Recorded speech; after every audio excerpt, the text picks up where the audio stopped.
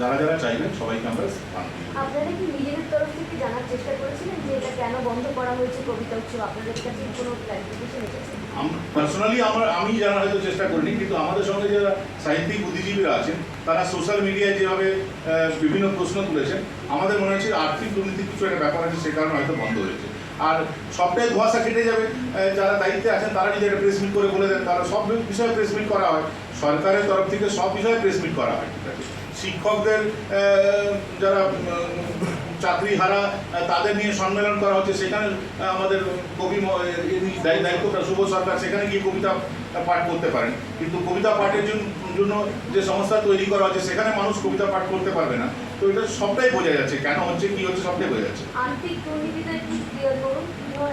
না, এটা তো দেখুন, আমরা তো ইন হাউস নেই, আমরা সোশ্যাল মিডিয়ায় বিভিন্ন এই সংস্থার সঙ্গে বা এই ধরনের কর্মকাণ্ডের সঙ্গে যারা যুক্ত আছেন তাদের স্টেটমেন্টের মাধ্যমে জানতে পারছি, তারা সোশ্যাল মিডিয়ায় যেভাবে বলছেন সেটার কারণ মাধ্যমে জানতে পারছি যে হয়তো আর্থিক দুর্নীতি হয়ে থাকতে পারে।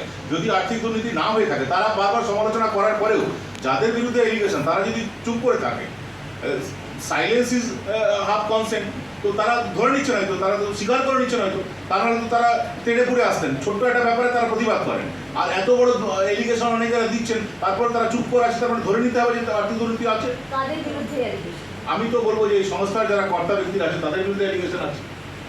একদিকে বলছেন আপনি আর্থিক দুর্নীতি, অন্যদিকে বলছেন যে বাংলা ভাষা যখন থেকে ক্লাসিক্যাল মানে ঘোষণা করা হলো তখন থেকে, দুটোই হতে পারে। তো একটা ঘটনার পেছনে অনেকগুলো কারণ থাকতে পারে। তো প্রাইমারি কারণ এটা মনে করছি, বিভিন্ন ঘটনাবলী দেখে যেটা মনে হচ্ছে যে প্রাইম মিনিস্টার কেন বাংলাকে ক্লাসিক্যাল ল্যাঙ্গুয়েজ দেওয়ার ক্রেডিট নিয়ে নিলেন, এটা ওনারা ফিল করছেন, সেই কারণে এই বাংলা ভাষাকেই একদম ছাগলের দ্বিতীয় সন্ধান করে দেওয়া সেই চেষ্টা।